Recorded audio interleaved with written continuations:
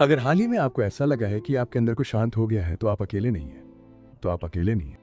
हो सकता है कि आपने गौर किया हो कि आपकी आंतरिक दुनिया अजीब तरह से खाली महज खाली सी लगती है। नाटकीय नहीं, भारी नहीं, बस नीरस। जो चीजें पहले आपको भावनात्मक रूप से प्रभावित करती थी अब वे आप पर पहले जैसा असर नहीं करती।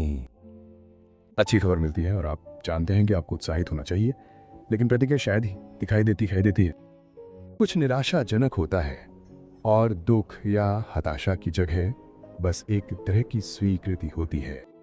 जीवन चलता रहता है, लेकिन भावनात्मक रूप से ऐसा लगता है कि सब कुछ एक सीधी रेखा में चल रहा है।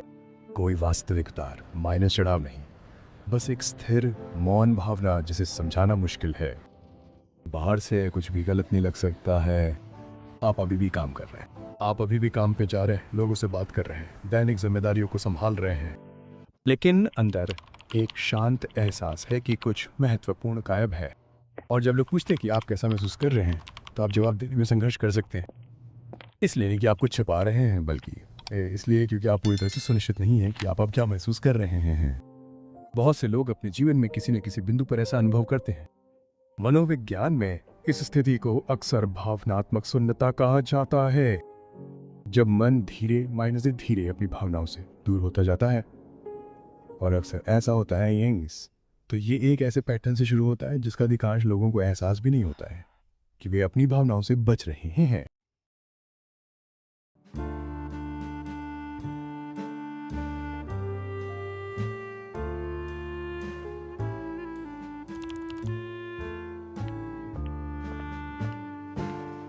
जब लोग भावनाओं से बचने के बारे में सुनते हैं तो वे अक्सर किसी ऐसे व्यक्ति की कल्पना करते हैं जो स्पष्ट रूप से अपनी भावनाओं को दबा रहा है, उन्हें दूर कर रहा है, या उनके बारे में बात करने से इनकार कर रहा है, या उनके बारे में। लेकिन वास्तव में भावनात्मक परहेज शायद ही कभी इतना स्पष्ट दिखता है।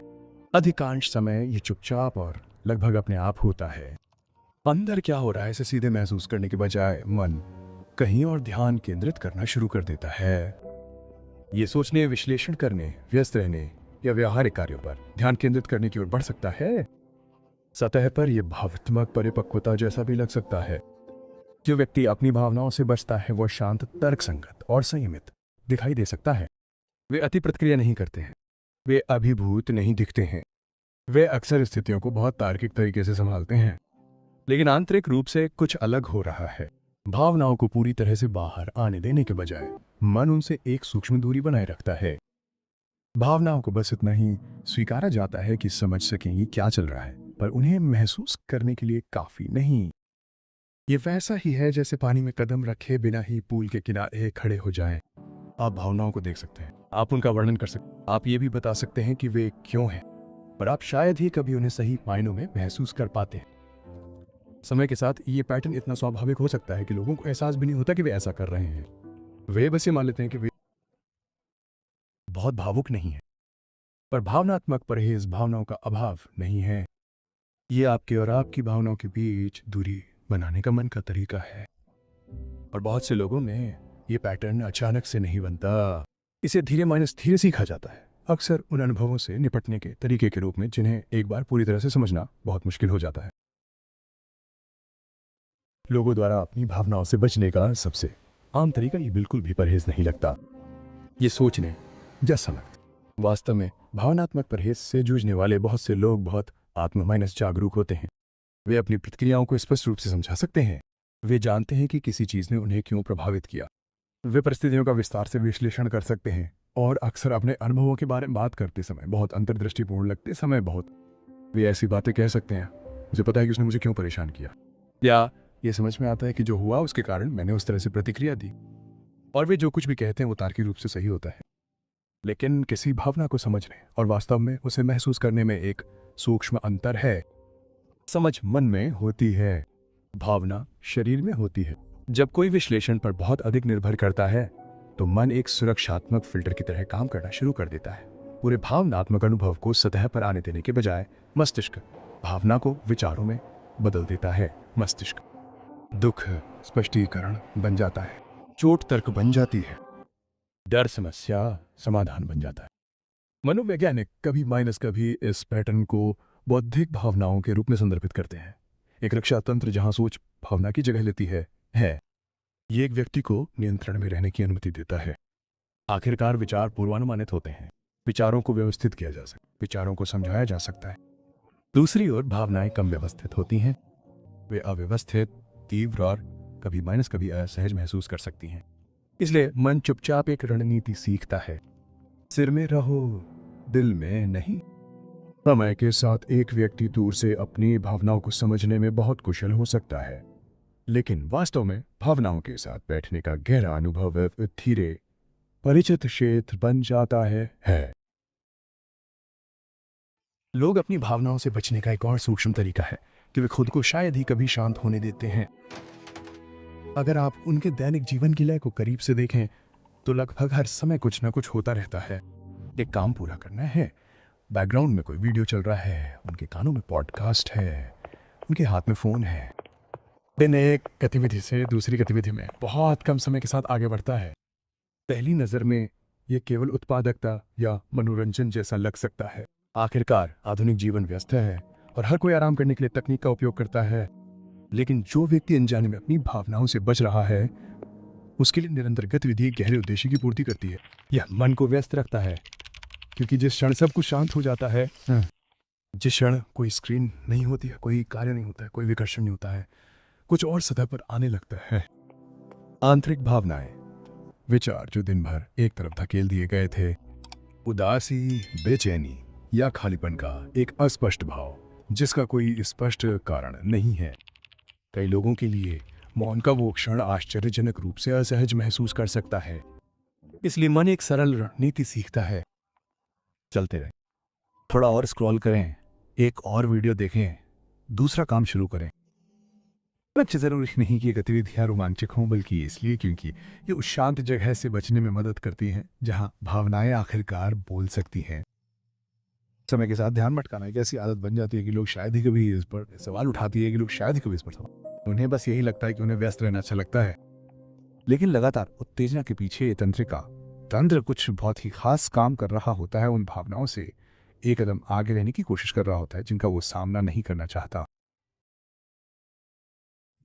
भावनाओं से बचने का सबसे अजीब परिणाम यह होता है कि जीवन ही भावनात्मक रूप से नीरस लगना। शुरुआत में बदलाव सूक्ष्म होता है, आप देख सकते हैं कि चीजें अब आप पे पहले की तरह असर नहीं करती हैं। जो पल कभी उत्साह जगाते थे वे अब अजीब तरह से उदासीन लगते हैं। जो उपलब्धियां संतुष्टिजनक होनी चाहिए थी वे फीकी पड़ने से पहले बस थोड़ी देर के लिए स्वीकृति का एहसास कराती हैं। आपको किसी से अच्छी खबर, प्रशंसा, अवसर या सकारात्मक संदेश मिल सकता है और आपका मन पहचान लेता है कि यह कुछ अच्छा है, लेकिन भावनात्मक प्रतिक्रिया दूर की लगती है। साथ ही कठिन अनुभव भी उतने गहरे तक असर नहीं करते। जो परिस्थितियां कभी आपको परेशान, हताश या दिल तोड़ने वाली लगती थी वे अब एक अलग एहसास के साथ गुजर जाती हैं। कुछ समय के लिए ये एक तरह की ताकत की तरह लग सकता है। आप अधिक स्थिर, कम प्रतिक्रियाशील और जीवन के भावनात्मक उतार माइनस चढ़ाव से कम प्रभावित महसूस करते हैं। लेकिन समय के साथ कुछ कमी महसूस होने लगती है, क्योंकि भावनाएं अलग स्विच की तरह काम नहीं करती। मन केवल दर्दनाक भावनाओं को बंद नहीं कर सकता है, जबकि सकारात्मक भावनाओं को पूरी तरह से बरकरार रखता है। जब भावनात्मक तंत्र दब जाता है तो ये अक्सर सभी भावनाओं की तीव्रता को कम कर देता है। खुशी शांत हो जाती है, उत्साह तेजी से फीका पड़ जाता है, यहाँ तक कि सार्थक क्षण भी अजीब तरह से शांत लग सकते हैं। मनोवैज्ञानिक कभी इस अनुभव को भावनात्मक सपाटक के रूप में वर्णित करते हैं। जब आंतरिक भावनात्मक परिदृश्य अपनी प्राकृतिक सीमा खो देता है, जीवन आगे बढ़ता रहता है, लेकिन रंग और गहराई से भरी एक गतिशील कहानी की तरह महसूस करने के बजाय ये थोड़ी धुंधली खिड़की से घटनाओं को घटित होते देखने जैसा महसूस हो सकता है। जब भावनात्मक शून्यता पनपने लगती है तो बहुत से लोग अपने अंदर महसूस होने वाली परेशानी से बचने के लिए छोटे तरीके खोज लेते हैं। ये व्यवहार अक्सर इतने सामान्य होते हैं कि वे तुरंत भावनाओं से जुड़े हुए नहीं लगते। कोई व्यक्ति सोशल मीडिया पे घंटों स्क्रॉल कर सकता है, कोई व्यक्ति देर रात तक शो देख सकता है, कुछ लोग गेमिंग लगातार और ऑनलाइन कंटेंट या शॉर्ट वीडियो की अंतहीन स्ट्रीम में व्यस्त हो सकते हैं। अन्य लोग भोजन, शराब, अन्य पदार्थों के माध्यम से इसका सामना कर सकते हैं।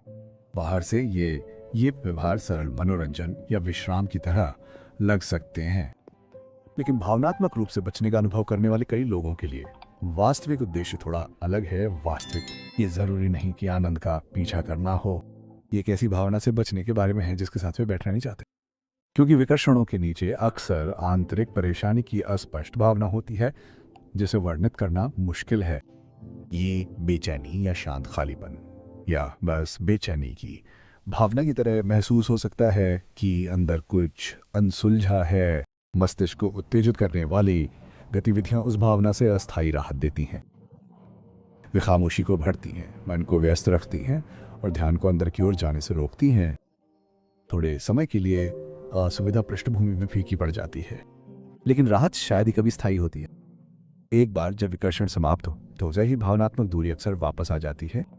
ये चक्र वर्षों तक दोहरा सकता है और व्यक्ति को पूरी तरह से एहसास नहीं होता कि क्या हो रहा है, क्योंकि मन खुद को नुकसान पहुंचाने की कोशिश नहीं कर रहा है। ये बस वही कर रहा है जो उसने सबसे अच्छा करना सीखा है, उन भावनाओं से दूर रहने के तरीके खोजना जो कभी बहुत भारी लगती थी। इस बिंदु पर एक महत्वपूर्ण प्रश्न स्वाभाविक रूप से उठता है, भावनात्मक परहेज पहली जगह में क्यों होता है? अधिकांश लोग जानबूझकर एक दिन ये तय नहीं करते हैं कि वे अपनी भावनाओं को महसूस करना बंद कर देंगे। वास्तव में अपनी भावनाओं से बचने वाले कई लोग कहेंगे कि वे चाहते हैं कि वे कम नहीं बल्कि अधिक महसूस कर सकें। बल्कि इसका उत्तर अक्सर इस बात में निहित है कि समय के साथ मन खुद को कैसे सुरक्षित रखना सीखता है। मानवीय भावनाएं शक्तिशाली संकेत हैं। वे हमें अनुभवों को संसाधित करने, दूसरों से जुड़ने और हमारे जीवन में क्या हो रहा है इसे समझने में मदद करने के लिए हैं। लेकिन जब भावनात्मक अनुभव बहुत तीव्र या बहुत बार होने लगते हैं तो तंत्र उन्हें सामान्य रूप से संसाधित करने में संघर्ष करना शुरू कर सकता है। उदाहरण के लिए कोई व्यक्ति जो लंबे समय तक तनाव, बार निराशा, रिश्ते में आघात या भावनात्मक उपेक्षा से गुजरा है, वो खुद को अपने दिमाग से अधिक भावनात्मक दर्द का सामना कर सकता है। शुरुआत में व्यक्ति स्थिति के बारे में सोचकर खुद को विचलित करके या अपनी भावनाओं को अस्थायी रूप से एक तरफ रखकर सामना करने की कोशिश कर सकता है। लेकिन अगर भावनात्मक दबाव लंबे समय तक बना रहता है तो मस्तिष्क कभी अलग तरीके से अनुकूलन करता है। हर एहसास को पूरी तरह से समझने की बजाय गमाए ये धीरे भावनात्मक संवेदनशीलता को कम कर देता है। मनोवैज्ञानिक अक्सर इसे भावनात्मक तंत्र में एक तरह का सुरक्षात्मक शटडाउन कहते हैं। ऐसा नहीं है कि भावनाएं पूरी तरह से गायब हो जाती हैं, बल्कि मस्तिष्क भावनात्मक संकेतों की तीव्रता को कम कर देता है ताकि व्यक्ति अभिभूत न हो जाए। कई मायनों में यह प्रतिक्रिया शारीरिक दर्द के प्रति शरीर की प्रतिक्रिया के समान होती है। जब कोई चोट बहुत तीव्र हो जाती है तो शरीर प्राकृतिक रसायन छोड़ सकता है जो संवेदना को कम कर देता है। मन भावनात्मक दर्द के साथ भी कुछ ऐसा ही कर सकता है। समय के साथ ये सुरक्षात्मक रणनीति केवल दर्दनाक भावनाओं से परे हो सकती है, क्योंकि भावनात्मक तंत्र आपस में जुड़ा हुआ है। दुख या डर के प्रति संवेदनशीलता को कम करने से खुशी, उत्साह और गहरे संबंध के प्रति संवेदनशीलता भी कम हो सकती है। यही कारण है कि भावनात्मक परिहार अक्सर उस अनुभव की ओर ले जाता है जिसे लोग शून्यता कहते हैं। इसलिए नहीं कि व्यक्ति में कोई भावना नहीं है, बल्कि इसलिए कि उनके दिमाग ने सीख लिया है कि कभी कम महसूस करना सब कुछ महसूस करने से ज्यादा सुरक्षित लगता है। भावनात्मक शून्यता के सबसे गलत पहलुओं में से एक ये है कि इसका वास्तव में क्या अर्थ है। बहुत से लोग मानते हैं कि अगर कोई भावनात्मक रूप से शून्य महसूस करता है तो इसका मतलब है कि उसके पास मजबूत भावनाएं नहीं है। वे शांत, अलग थलग या उन चीजों से अप्रभावित दिखाई दे सकते हैं जो आमतौर पर प्रतिक्रिया को ट्रिगर करती हैं। लेकिन मनोवैज्ञानिक रूप से भावनात्मक शून्यता आमतौर पर एक बहुत अलग कहानी बताती है। कई मामलों में शून्यता बहुत कम महसूस करने से नहीं आती है, ये बहुत लंबे समय तक बहुत अधिक महसूस करने से होती है। जब मन लंबे समय तक भावनात्मक तनाव, बार तनाव, अनसुलझे दुख, रिश्तों में दर्द या लगातार दबाव का अनुभव करता है तो तंत्र अंततः एक ऐसे बिंदु पे पहुंच जाता है जहां वो अब उन भावनाओं को पूरी तीव्रता से संसाधित नहीं कर सकता है। इसलिए ये अनुकूलन कर हर भावनात्मक अनुभव के पूरे भार को अवशोषित करने के बजाय मस्तिष्क धीरे पूरे भावनात्मक तंत्र की मात्रा को कम कर देता है। यहीं से विरोधाभास शुरू होता है।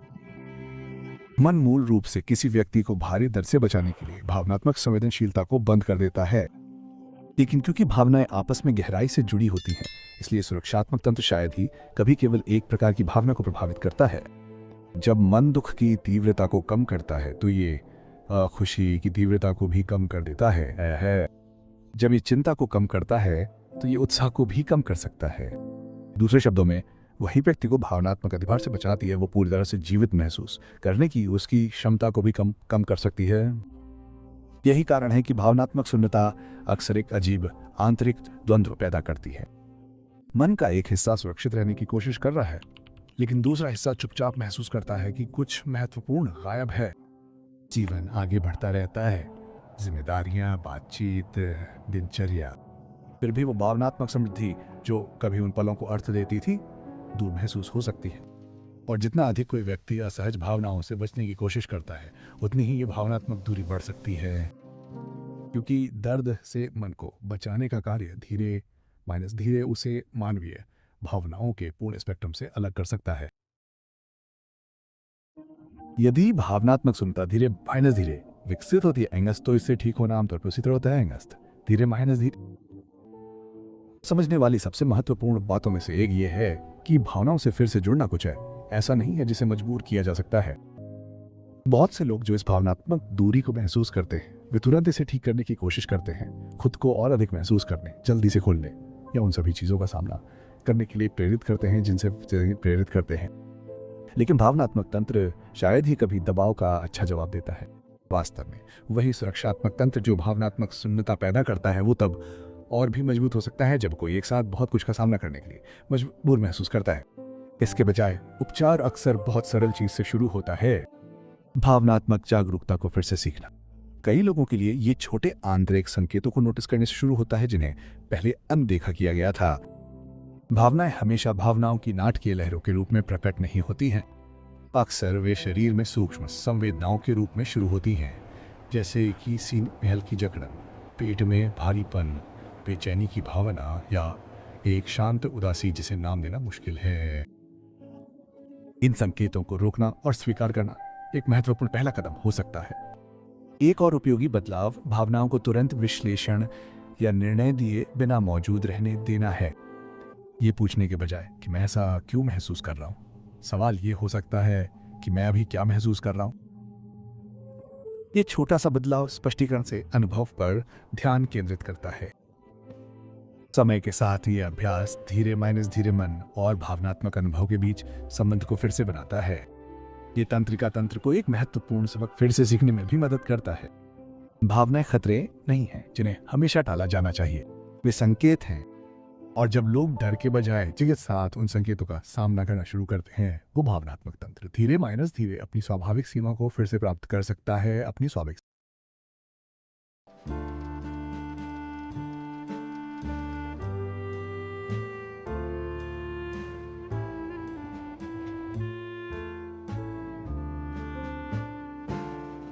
यदि आपने आज हमारे द्वारा बताए गए कुछ अनुभवों में खुद को पाया है तो एक बहुत ही सरल बात याद रखना महत्वपूर्ण है। भावनात्मक शून्यता का मतलब ये नहीं है कि आपके अंदर कुछ टूट गया है। कई मामलों में इसका मतलब उल्टा होता है। इसका मतलब है कि आपका दिमाग बहुत लंबे समय से आपको बचाने की कोशिश कर रहा है। जब कोई व्यक्ति बार तनाव, भावनात्मक दर्द या भारी अनुभवों से गुजरता है, अवगाम तो तंत्रिका तंत्र कभी सीख जाता है कि भावनाओं की तीव्रता को कम करना सबसे सुरक्षित विकल्प है। इसलिए नहीं कि भावनाएं बुरी हैं, बल्कि इसलिए कि किसी समय एक साथ बहुत कुछ सहना संभव नहीं था। इसलिए मन ने वो किया जो वो कर सकता था, उसने दूरी बनाई। उसने भावनात्मक मात्रा को बस इतना ही कम किया कि आगे बढ़ता रहे, लेकिन गहराई से महसूस करने की क्षमता हमेशा के लिए शायद ही कभी खो जाती है। अधिकतर ये बस कुछ समय के लिए शांत हो जाता है, और जब जीवन थोड़ा सुरक्षित, थोड़ा धीमा और थोड़ा अधिक दयालु हो जाता है, तो वो भावनात्मक संबंध धीरे वापस आना शुरू हो सकता है। एक साथ नहीं, नाटकीय रूप से नहीं, बल्कि छोटे पलों में। एक बातचीत जो अचानक सार्थक लगे, आपको टुकड़ा जो अप्रत्याशित रूप से आपको प्रभावित करे, एक शांत एहसास कि आपके अंदर कुछ फिर से जाग रहा है। और कभी उपचार केवल एक बहुत ही कोमल प्रश्न से शुरू होता है जो आप खुद से पूछते हैं, मैं वास्तव में इस समय क्या महसूस कर रहा हूं। अगर आपको यह वीडियो पसंद आया है तो बेझिझक अपने विचार कमेंट में शेयर करें। बहुत से लोग इस तरह के अनुभवों से गुजरते हैं और अलग दृष्टिकोण सुनने से दूसरों को अकेलापन कम महसूस करने में मदद मिल सकती है। और अगर आप मानव मनोविज्ञान के शांत अक्सर छिपे हुए पैटर्न को और अधिक जानने में रुचि रखते हैं तो चैनल को सब्सक्राइब करने पर विचार करें। ये एक ऐसा मंच है जहां मानव मन के गहरे पहलुओं के बारे में बात करते हैं, जिन पहलुओं का अनुभव बहुत से लोग करते हैं लेकिन शायद ही कभी शब्दों में बयां करते हैं। देखने के लिए धन्यवाद।